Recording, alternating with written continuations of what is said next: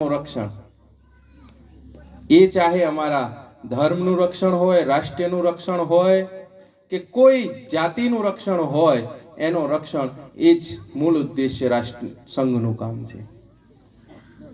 શાસ્ત્ર કોઈ દિવસ રાષ્ટ્રનું રક્ષણ નથી કરી શકતો, સંસ્કૃતિનું રક્ષણ નથી કરી શકતો. શાસ્ત્ર અગર રક્ષણ કરી શકતો હોત તો નાલંદા વિશ્વવિદ્યાલય, કલિંગ વિશ્વવિદ્યાલય, મોટા મોટા વિશ્વવિદ્યાલયોનું રક્ષણ થઈ ગયું કે એમાં શાસ્ત્રો ખૂબ હતા. આ તાતાઈઓએ 6 મહિના સુધી એમને હરગાઈ નાખ્યા તો બી એના પુસ્તકો નતા પડતા. પણ રક્ષણ માટે જરૂરિયાત છે શસ્ત્ર. સંઘ છે તો એને જોડે પણ શસ્ત્ર છે, એની લાકડી એને જોડે કાયમિક સાથે રહે છે.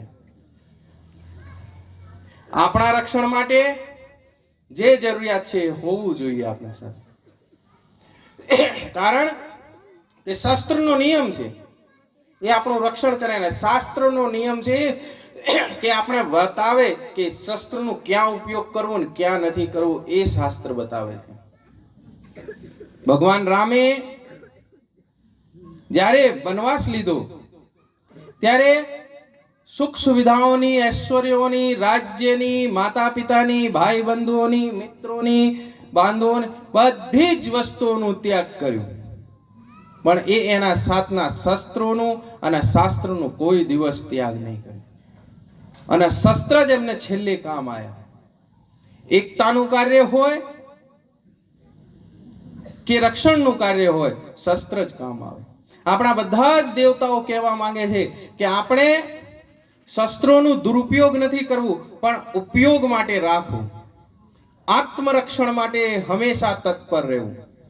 પરિવારનો સુરક્ષા કરવું, પરિવારની રક્ષા કરવું એ અમારું ધર્મ છે.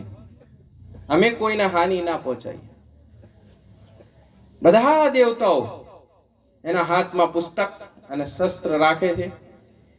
અત્યારની વાત કહીએ તો જે અહિંસાની વાતો કરે કે આપણે અહિંસા નથી કરવી, એ પણ લાકડી રાખે છે. જલારામ બાપા ઓટલો ને રોટલો આલતા હોય પણ એમની મૂર્તિમાં એમના સાથે એમની લાકડી હોય. અમારો ઉદ્દેશ્ય નથી કે અમે કોઈને હાનિ પહોંચાડી, પણ રસ્તામાં માર્ગમાં પડેલા કંકર કાંટા, કોઈ બી ધર્મી અમને નુકસાન પહોંચાડે તો એના માટે રક્ષણ. કેમ કે શરીર છે તો રાષ્ટ્રીય છે, રાષ્ટ્રીય છે તો ધર્મ છે. એટલે અમારા દેવતાઓ કહે છે, અમે બધા કહીએ છીએ કે રક્ષણ કરો. અમે સંતોની પરંપરામાં પણ એક હાથમાં માળા, એક હાથમાં ભાલા રાખવાની ઈચ્છા રાખીએ છીએ અને છે પરંપરા, કારણ કે રક્ષણ હોવું જોઈએ. એની સાથે સાથે આ રાષ્ટ્રની કદાચ રક્ષા થતી હોય તો અમારા શસ્ત્રબલ સૈનિકો દ્વારા થતી હોય, શાસ્ત્રો દ્વારા નહીં. ત્યાં શાસ્ત્ર કામ નહીં આવે, ત્યાં તો શસ્ત્ર હોય ત્યારે અમારી સીમાઓ સુરક્ષિત રહે. અને અમે હિન્દુ છીએ એનું ગૌરવ હોવું જોઈએ. અમે સત્યવાદી છીએ, ધર્મપરાયણ છીએ, અમે દયાવાન છીએ, જૂનામાં જૂનો ઇતિહાસ અમારો છે. આ બધું છે તોય છતાં અમારું રક્ષણ નથી. રક્ષણ ક્યારે? જ્યારે અમારા હાથમાં શસ્ત્ર હોય. ક્યાંય પણ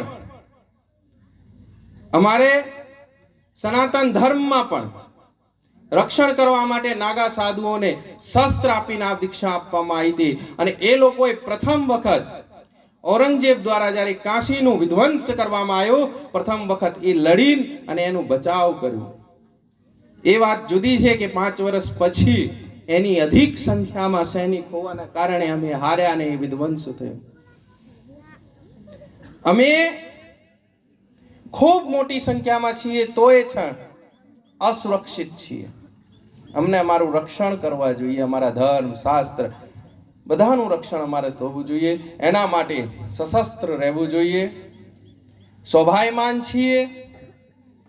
અમે કોઈને નુકસાન નથી પહોંચાડતા, પણ અમને કોઈ નુકસાન ના પહોંચાડે એનું પણ આપણે દાયિત્વ છે. આપણા બાળકોને વીર ધીર બનાવીએ.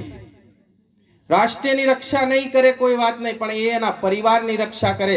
કદાચ એ પરિવારની રક્ષા કરવામાં અસક્ષમ હોય તો એ જાતની રક્ષા કરે. જાતની તો રક્ષા, આત્મરક્ષા એ કરી શકે.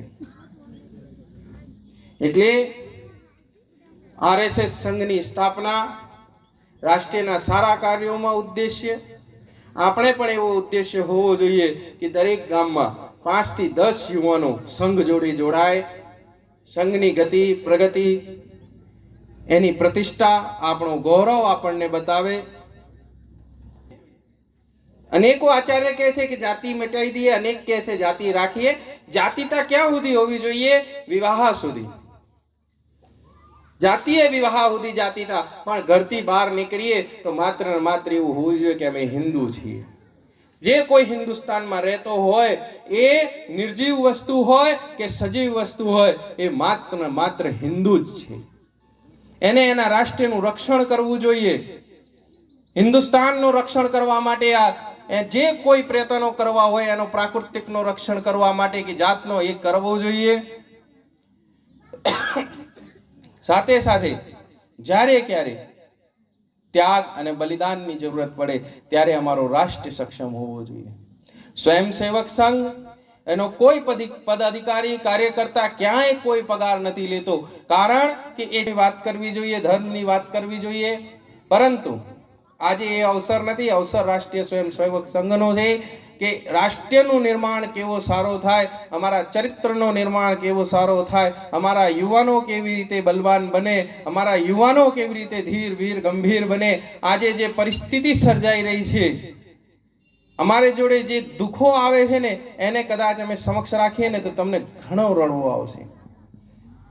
આજે 10-15 વર્ષનો યુવાન એ સક્ષમ નથી કે હું ક્યાંય મારી વાત રાખી શકું, લડી શકું. નકા તો અમે એ વંશાવલીઓમાં છીએ, ભારતના ધીર વીર પુત્રો એ વંશાવલીઓમાં છીએ કે સિંહનો મોઢો ફાડીને એના દાંત ગણી શકે એવી સંતાનો. અમને શસ્ત્રોથી દૂર કરીને જાતિવાદમાં, કૂટનીતિ દ્વારા જાતિવાદમાં વાટી દેવામાં આવ્યું. જેમ કે પૂર્વ વક્તાએ કીધું કે નોખા નોખા ચૂલા બળતા હતા, ત્યારે જ એમને સમજી લીધું કે અમારી જીત નિશ્ચય છે. અમે એ સિંહ છીએ કે સિંહનો એક નિયમ છે. હિન્દુ સિંહ છે, એમાં કોઈ દોરાય નહીં, પણ સિંહનો એક નિયમ છે, એનો પેટ ભરાઈ જાય ત્યારે શાંતિથી પેડની નીચે ઊંઘતો હોય, પણ કોઈને નુકસાન ત્યારે ના પહોંચાડે. એને ભૂખ લાગે અને એના ઉપર વીતે ત્યારે જ એ રક્ષણ માટે દોડે.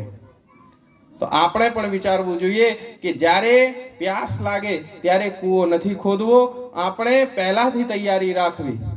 આપણા રક્ષણની આજથી જ તમે તૈયારી રાખો. તમારા ઘરના બાળકોને, તમારી યુવા પેઢીઓને આજથી જ એને પ્રશિક્ષણ આપો કે કેવી રીતે તમારું રક્ષણ થઈ શકે. રાષ્ટ્રની રક્ષણની વિચાર છોડી દો. રાષ્ટ્રની રક્ષા કરવા માટે અમારા સિપાહીઓ, સૈનિકો, સરકાર અને રાષ્ટ્રીય સંઘ છે, રાષ્ટ્રની રક્ષા કરી લે છે.